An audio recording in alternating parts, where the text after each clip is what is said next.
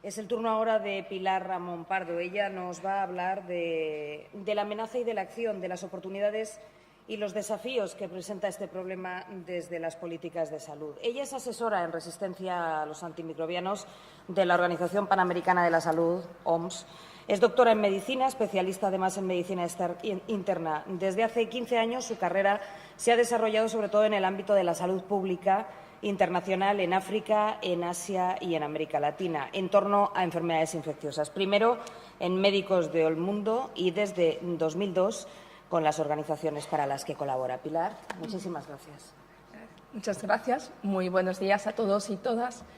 En primer lugar, y en nombre de la Organización Mundial de la Salud y en nombre de nuestra directora, la doctora Margaret Chan, queríamos agradecer muy especialmente a la Agencia Española del Medicamento la oportunidad de participar en estas jornadas.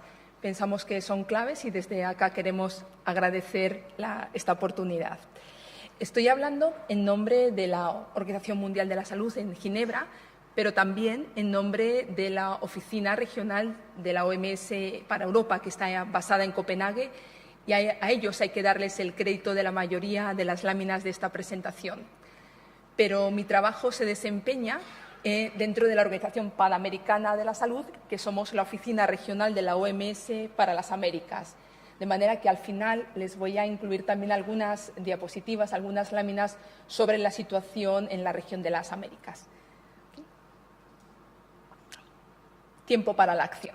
Ese es el tema. Estamos en el último día, ya rematando la Semana Mundial. Es la segunda Semana Mundial sobre la concientización del uso de los antimicrobianos. Es muy difícil traducir al español el concepto de awareness, concientización, concienciación. Tenemos varias palabras. Pero lo importante es que es una campaña mundial. Los CDC europeos llevaban ya tiempo en esta campaña del Día del Uso Prudente y la OMS tomó la iniciativa para hacerla de manera global en todo el mundo, desde las Américas, África, Asia y el resto de Europa. Hace unos años el tema de la resistencia a los antimicrobianos era relativamente desconocido para el público en general, particularmente en los países que tienen menos recursos. Solamente se hablaba de patógenos resistentes, de multiresistencia, de patógenos asesinos, cuando se trataba de brotes hospitalarios que salían a los medios de comunicación, especialmente si eran en neonatología y afectaban a recién nacidos prematuros. En la región de las Américas este tipo de brotes suceden de manera continua. En todos los hospitales del mundo suceden de manera frecuente. Y uno de los datos más importantes es que la letalidad es superior al 50% cuando son producidos por bacterias multiresistentes. Una letalidad similar a la del ébola, que ocasionó la última crisis de salud pública global y que le movilizó a todo el mundo en torno a esta epidemia. Sin embargo, lo del tema de las resistencias era un tema que estaba ahí perpetuamente, poco a poco, y no recibía la atención que merecía desde el punto de vista de salud público. La Asamblea Mundial de la Salud tomó el liderazgo. Ya había un programa que trabajaba en el tema, pero especialmente desde el 2015 empezó a levantar el tema desde el punto de vista de políticas sanitarias. Y esta es la resolución que firmaron los 193 países que componen la Asamblea Mundial de la Salud, entre ellos España, de compromiso para desarrollar un plan de acción mundial, pero también traducirlo en los planes nacionales de acción, como ustedes están acá en ese camino, ¿no? Elaborando el plan e implementarlo. En torno a este tema, los colegas de la oficina regional en Europa ya habían discutido el tema en su comité regional. Este es el comité que coordina las acciones regionales en Europa, y habían traído el tema en el año 2011 en relación al tema del Día Mundial de la Salud, que era "No acción hoy, no habrá cura mañana". Como ya hemos mencionado, la Asamblea Mundial de la Salud. Y por último, también como mencionó William, este septiembre pasado, el 21 de septiembre, la Asamblea de Naciones Unidas, la Asamblea General de Naciones Unidas, tuvo una declaración levantando la importancia de este tema y levantando el compromiso. Si yo tuviera que resaltar un punto de esa declaración, me quedaría con el último punto, que es en la creación de un comité entre las 3 agencias de Naciones Unidas, que son la FAO, la OIE y la OMS, que trabajan en este tema. Se le da la formalidad, que ya se venía trabajando juntos, estaba el concepto de una salud, el acuerdo tripartito, pero ahí se le da una dimensión global y una relevancia más importante. Estas son las palabras entrecomilladas en la cita de Ban Ki-moon. La resistencia a los antimicrobianos como una amenaza fundamental a largo plazo, ya estamos viendo las proyecciones hacia el 2050, a largo plazo para la salud humana, producción sostenible de alimentos y desarrollo. Es decir, no solo salud, también alimentación y desarrollo es el concepto. Vamos a continuar. Okay. Impacto económico. No quería volver a repetir los datos del informe que presentó William anteriormente, pero quería mencionarles el informe que produjo y publicó el Banco Mundial recientemente en septiembre. Ellos lo que hacen es estimar, según un escenario de impacto bajo, un escenario de impacto alto, cuál sería la pérdida en el Producto Interior Bruto. Y esto lo estiman entre el 1,1% y el 3,8%, pero esta pérdida sería mucho más importante, más significativa en los países de ingresos bajos, de bajos recursos. Y este impacto también conduciría a 28 millones de personas a la pobreza y tendría un impacto que es similar al de las crisis económicas como la que sucedió en el 2008, pero sin la perspectiva de la recuperación cíclica, ¿no? Todas las crisis económicas tienen un ciclo y hay siempre una perspectiva de recuperación. En el caso de la resistencia a los antimicrobianos tendría un impacto económico, pero sin una perspectiva de recuperación cíclica. Y, por último, cuantifican el impacto en los costos de la atención de salud que tendrían las resistencias entre 300 millones y a un billón de los billones de España, que es 1 millón de millones, que es equivalente a 1 trillón de los anglosajones en dólares estadounidenses. Todo esto mirando hacia el 2050. Hemos hablado cada vez más y se habla cada vez más de que la resistencia a los antimicrobianos excede al sector salud y va a tener impacto en las metas de desarrollo sostenible y las va a poner en peligro, en riesgo. De manera que igual, por eso el tema lo trata la Agencia de Naciones Unidas, porque es un tema que afecta al desarrollo. Planes de acción global. Este es el compromiso de la OMS que después en los países se está traduciendo en los planes nacionales. Se proponen 5 líneas de acción. Aquí en España ustedes han estructurado en un formato algo diferente, pero que también refleja estas 5 líneas de acción. Desde la vigilancia, investigación, que es una forma de ganar conocimientos sobre el tema, optimizar el uso de antimicrobianos, no solo en salud humana, sino también en el medio animal, en la producción agropecuaria y salud animal. El control y prevención de infecciones, desde la vacunación a los programas de control de infecciones hospitalarios y otras medidas preventivas, a desarrollar argumentos económicos que ya se están desarrollando, que ya los tenemos disponibles, y una inversión importante en investigación y desarrollo. Y la concientización como uno de los ejes centrales y que es el motivo del evento del día de hoy, ¿no? El tener una mayor diseminación al público y a los medios para que se conozca el problema y se pueda abordar también desde el punto de vista de los ciudadanos. Esta semana, desde la oficina de OMS en Europa, ha tenido un enfoque específico, un enfoque dirigido hacia los trabajadores de la salud. Y han tomado como un eje central el expandir la campaña que se inició o que se ha iniciado en el Reino Unido, que se llama Antibiotic Guardian. Serían como los guardianes de los antibióticos. Y se ha lanzado esta campaña, ahora la voy a mostrar un poquito más, traducida al ruso, porque es uno de los lenguajes en los que tiene mayor diseminación fuera de la Unión Europea. Se está lanzando el segundo informe de CESAR. CESAR es la red de vigilancia de laboratorios de vigilancia de las resistencias. Se lanzó el informe primero el año pasado, ahora hoy se está lanzando el segundo.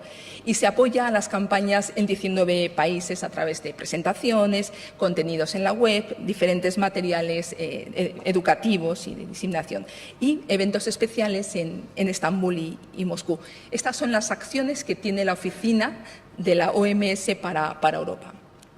Volviendo a los trabajadores de la salud, son nuestra primera línea de defensa. Están a cargo de la atención de los pacientes porque son los que realizan el diagnóstico, el tratamiento y después supervisan y aseguran la recuperación. De manera que ellos son los centinelas, tanto en la prevención como control de infecciones, tienen que promover la vacunación, las prácticas higiénicas, etcétera. Son los protectores realmente del poder de los antimicrobianos y también son guardianes contra la prescripción y dispensación inadecuadas. Y aquí hay que resaltar también el rol que tienen los farmacéuticos, las farmacias, en el tema de la dispensación adecuada, ¿no? Siempre con prescripción. En España no es un problema relevante, pero en otros lugares del mundo sí que sigue siendo un tema que hay que discutir y abordar desde el punto de vista de regulación sanitaria.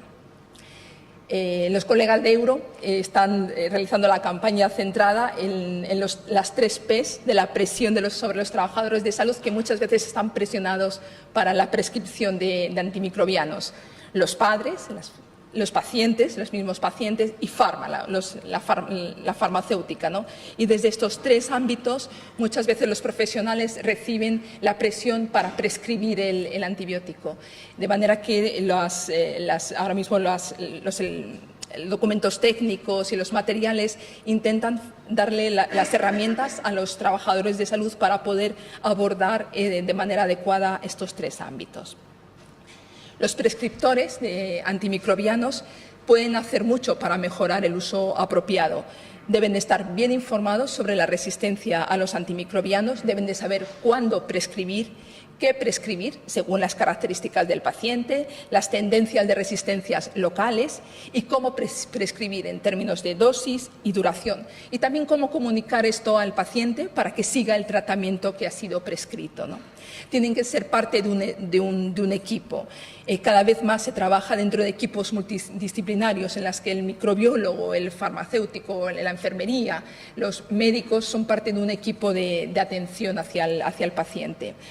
Y tienen que tener la capacidad para resistir o dirigir la presión que tienen los pacientes, los familiares, cuando ellos demandan un antibiótico. Esto es algo bastante, bueno, voy a traer acá la experiencia de Estados Unidos también. Es bastante cultural en el sentido de que algunos colectivos específicos, por ejemplo los latinos en Estados Unidos, las mamás latinas, ellos cuando llevan a sus niños, a sus bebés al médico, tienen la expectativa de que les prescriban un antibiótico para curar a su bebé de la infección que estén presentando, ¿no? Y esto es muy difícil a veces de poder explicar, de poder abordar, pero existen herramientas que sean culturalmente apropiadas para poder hacerles comprender acerca de la mejor medida, la medida más correcta para el tratamiento de sus bebés o de sus hijos. Y por otra parte, por último, resistir los incentivos de la industria farmacéutica para prescribir antibióticos que sean de amplio espectro o cuando no están indicados en un momento específico. Los farmacéuticos también tienen un papel fundamental. Hay que reconocerles ese papel y valorarlo adecuadamente. La farmacia no es solamente una tienda normal, ¿no? Tienen un rol en salud pública mucho más importante. Ellos tienen un papel en la dispensación de los antibióticos de manera adecuada a los pacientes y tienen un rol importante en detener las ventas sin prescripción. Como mencioné, esto en España no es un problema, pero en otros lugares del mundo sí que es muy relevante la acción que pueden tener los farmacéuticos en este tema. Tienen también una responsabilidad para informar a los pacientes acerca del régimen de tratamiento que está prescrito, cuándo deben de finalizar el tratamiento, que no deben abandonar ese tratamiento y que no deben de compartir los sobrantes de los medicamentos dentro de la familia o dentro de los vecinos, los amigos. Y igual, resistir toda la presión e incentivos contra el uso prudente de antibióticos. Y sí que sabemos otra evidencia que más del 40% de las prescripciones de antibióticos son inadecuadas, ¿no? De manera que también este es un elemento que puede hacer disminuir este porcentaje de prescripciones inadecuadas. El apoyo de los políticos, de las autoridades, es clave y su apoyo es muy necesario para los trabajadores de la salud. ellos tienen que hacer este tipo de, por ejemplo, de actividades, de eventos en los que se aumenta la concienciación, en los que se apoyan en las políticas de uso prudente y, por ejemplo, proporcionando apoyo a la educación, apoyo a la visión multidisciplinaria del problema y tener un enfoque centrado en el paciente. Las autoridades, los políticos son claves para la regulación y el promover el uso apropiado de medicamentos, son claves para fortalecer, implementar y también hacer cumplir las políticas. En América Latina, la mayoría de los países, por no decir todos, tienen legislaciones que regulan la venta de antibióticos sin prescripción, es decir, claramente prohíben la venta de antibióticos sin prescripción. Sin embargo, aún así es posible obtener los antibióticos sin prescripción en las farmacias. Es decir, que no solamente la norma, la ley es suficiente, sino también es muy importante velar por este cumplimiento de la ley. Y ahí la autoridad sanitaria tiene un rol fundamental. Y, por último, otro papel importante que tienen los políticos, las autoridades, es mejorar la vigilancia de la resistencia y la vigilancia del consumo de los antimicrobianos.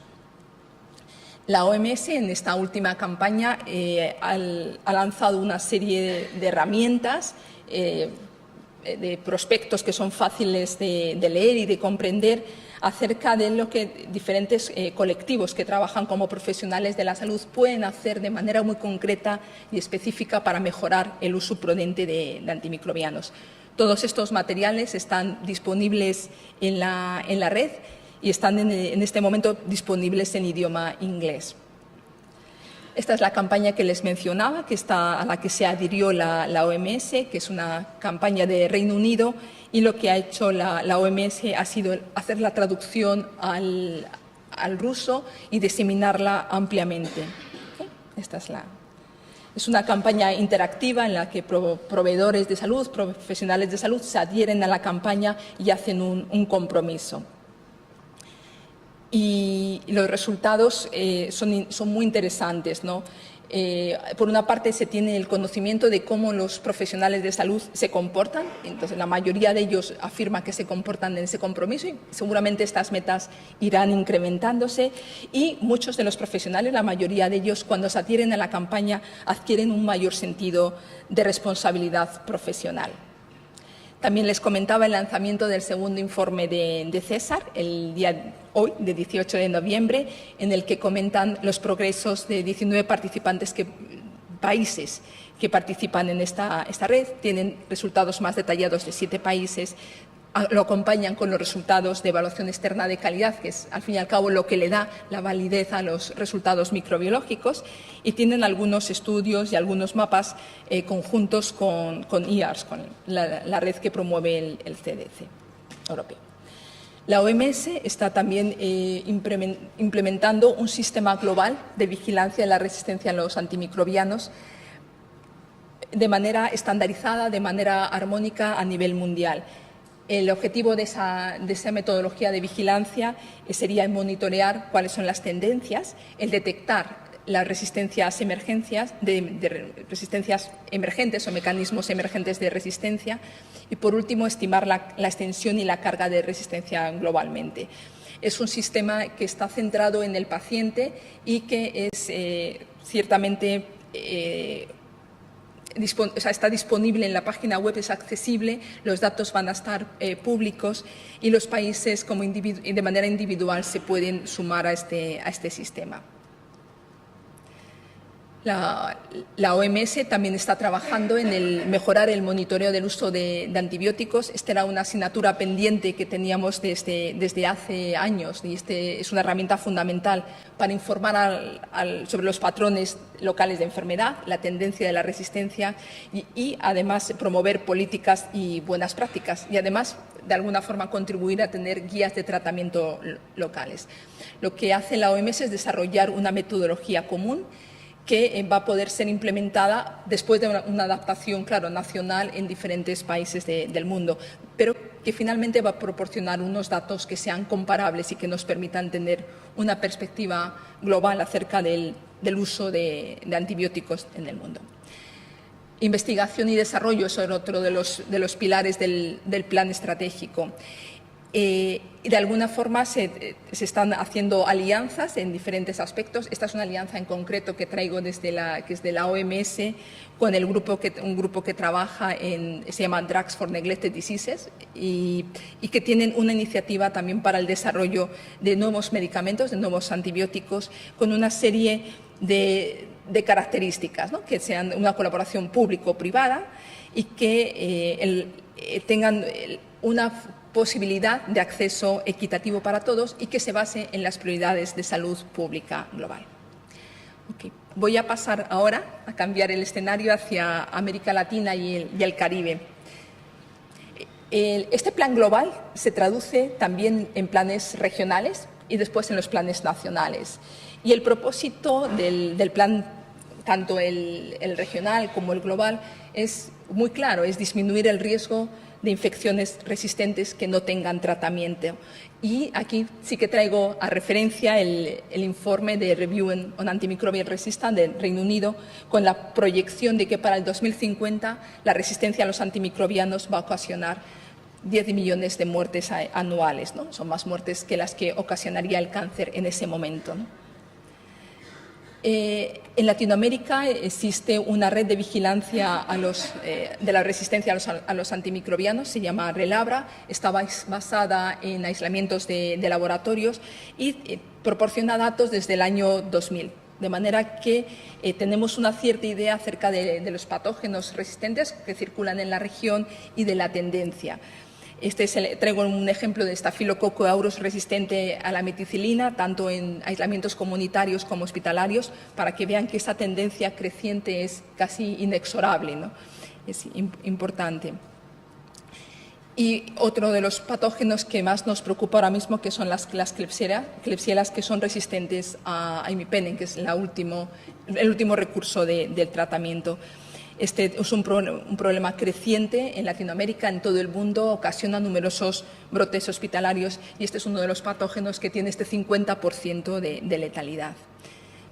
La resistencia de rutina es muy importante, pero también es importante tener mecanismos que puedan alertar de manera inmediata a los países cuando aparece un nuevo mecanismo de resistencia, un mecanismo emergente, ¿no? La OPS trabaja para tener, cuando se introduce o se piensa que se va a introducir un nuevo mecanismo, tener una alerta que se distribuye a las autoridades, a los laboratorios, para avisar a los laboratorios fundamentalmente de este problema y que pongan en marcha los mecanismos de detección. La última que hemos lanzado ha sido la de Candida auris, por el riesgo también en varios países de la región, en Venezuela y en Colombia, de producción de brotes hospitalarios. La de MCR1, que también se hizo en este año, ponía de manifiesto la importancia del concepto de One Health.